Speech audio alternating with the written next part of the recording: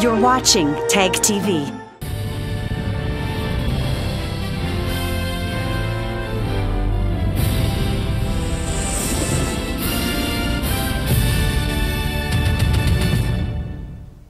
Good evening and welcome to South Asia Newsline. I'm Lipakshi Khurana. Here are the top stories we're tracking for you on Tuesday, the 28th of August. Indian Foreign Minister co-chairs the 16th Joint Commission meeting in Vietnam.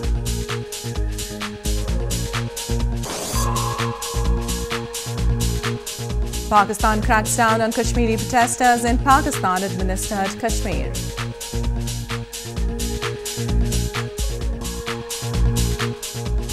And Maldives opposition warns against bid to sway September election.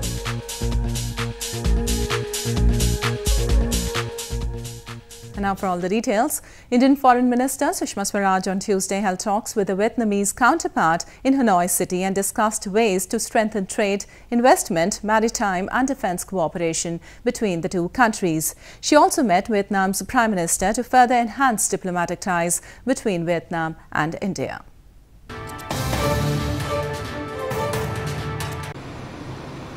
India's Foreign Minister Sushma Swaraj on Tuesday met Vietnam's Deputy Prime Minister and Foreign Minister Pham Binh Minh in Hanoi city to boost bilateral ties. Both leaders co-chaired the 16th meeting of the Joint Commission to discuss ways to enhance trade, investment, maritime and defence cooperation among the other issues of mutual interest. During the meeting, both the countries agreed to strengthen relations in sectors like renewable energy, agriculture and agro-products, textiles and oil and gas.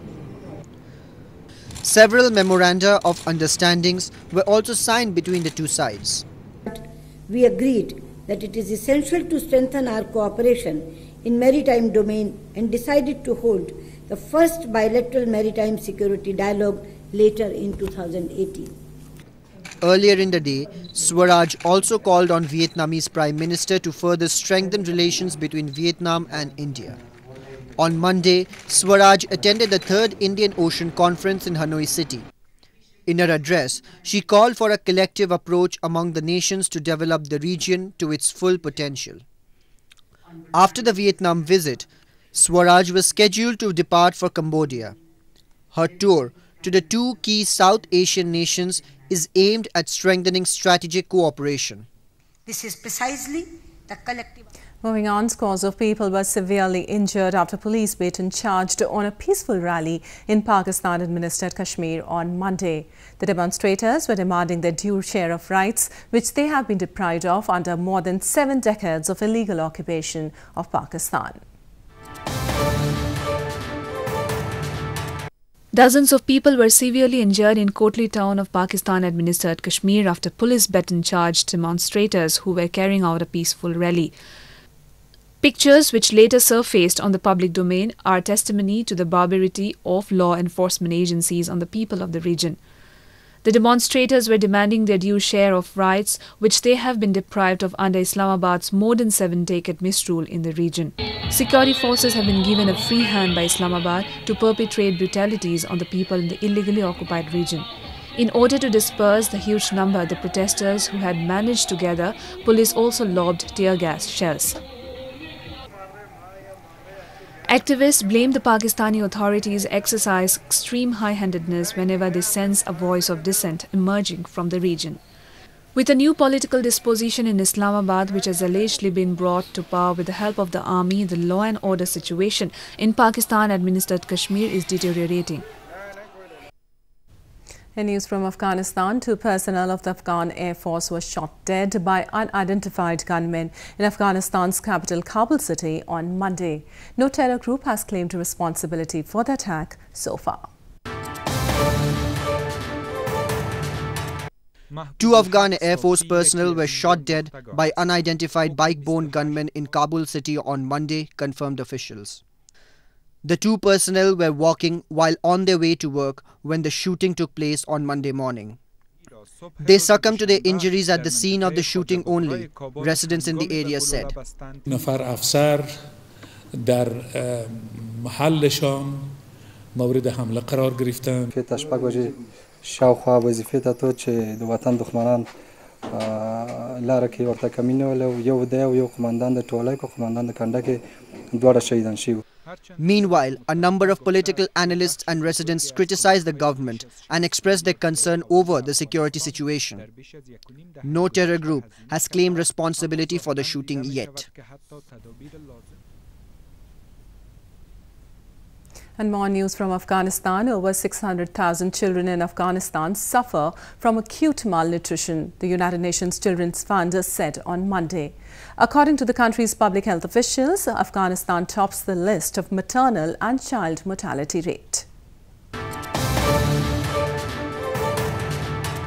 In a recent claim by the United Nations Children's Fund, or UNICEF, over 600,000 children in Afghanistan suffer from acute malnutrition, whereas according to health officials, 650 out of every 100,000 infants die in the country.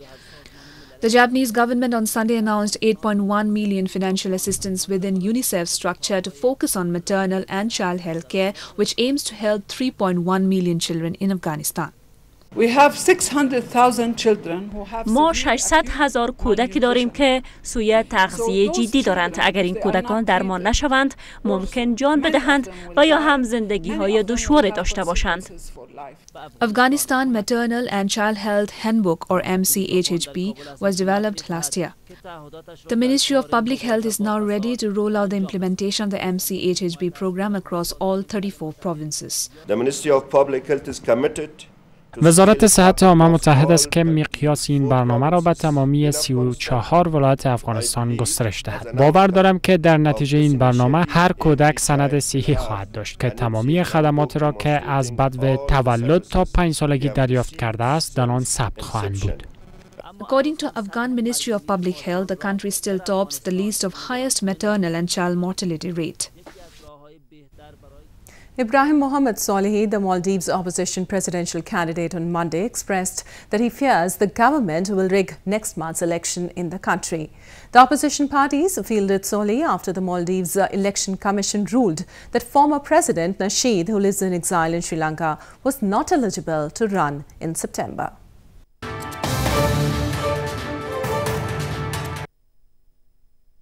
Ibrahim Mohammed Solihi, the opposition presidential candidate in the Maldives, said on Monday that he did not expect September's election to be free and fair, but trusted voters to decide on his challenge to President Abdullah Yameen, who imposed a state of emergency this year.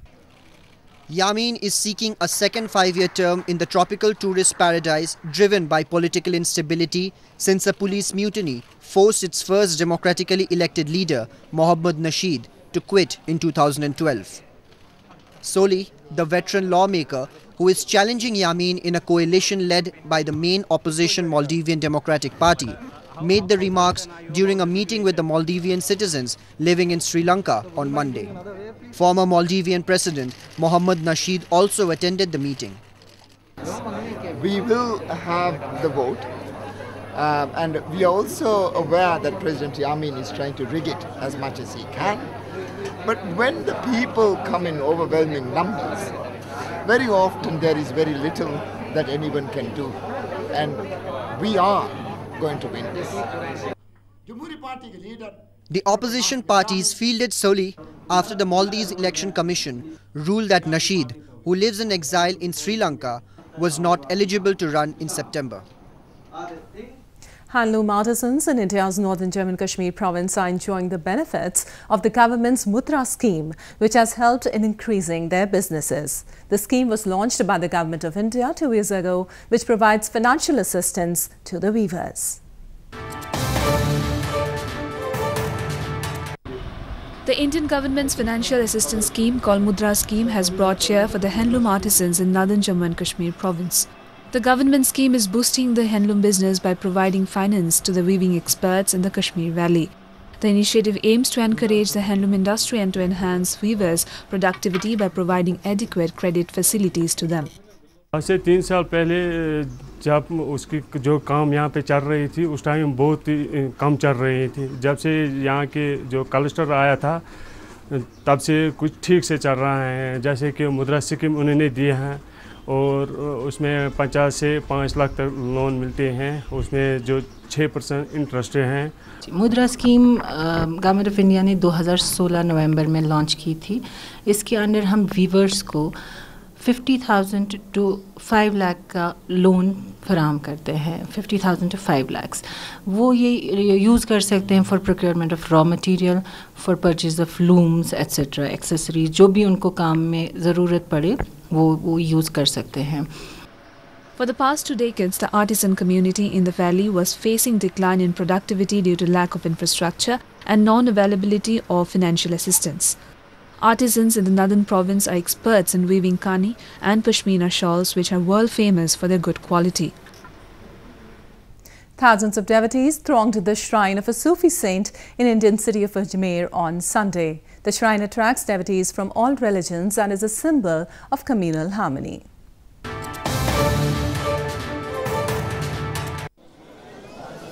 More than 25,000 devotees thronged the shrine of Sufi saint Khwaja Moinuddin Chishti in Ajmer city of India's northwestern Rajasthan province to offer prayers on Sunday. The devotees were seen holding a chadar or a sacred sheet to offer to the late saint. The chadar is presented on the sighting of the new moon, which coincides with the first day of Rajab or the 7th month of the Islamic calendar. The Ajmer Sharif Shrine is one of the most important pilgrimage sites for Muslims in India. Hindus and Sikhs also visit the shrine and it is seen as a symbol of communal harmony. की दुआ से मोगा से हम आए, हर साल यहाँ चादर लेके आते हैं सरकार की। वहाँ हमारा दरगाह लखदाता पीर का दरबार है, वहाँ हम सेवादार हैं गद्दी पे, तो इसलिए सारी संगत के लिए, सारे पंजाब के लिए, पूरे वर्ल्ड वर्ल्ड के लिए दुआ करने के लिए आते हैं। भी सुख शांति अमन मान प्यार सारे से बांटता रहे ख्वाजा साहब। सारे दुआ करने आते सभी सुख शांति के लिए। कैसे अब लोग आपके साथ जुड़ते आ रहे हैं, बढ़ते आ रहे हैं और आ रहे हैं यहाँ पे? हर साल ज़्यादा से ज़्यादा लोग आ रहे हैं जी।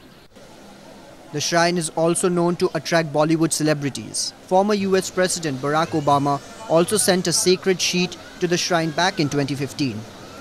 Historically, after Mughal Emperor Akbar undertook a journey on foot from Taj city of Agra to Ajmer during his reign, the shrine emerged as one of the most important pilgrimage centers in India. Scores of tourists and locals attended an annual boat racing festival held in India's northeastern Tripura province on Monday. The festival not only celebrates the culture of local fishermen community, but is also enjoyed as a sport.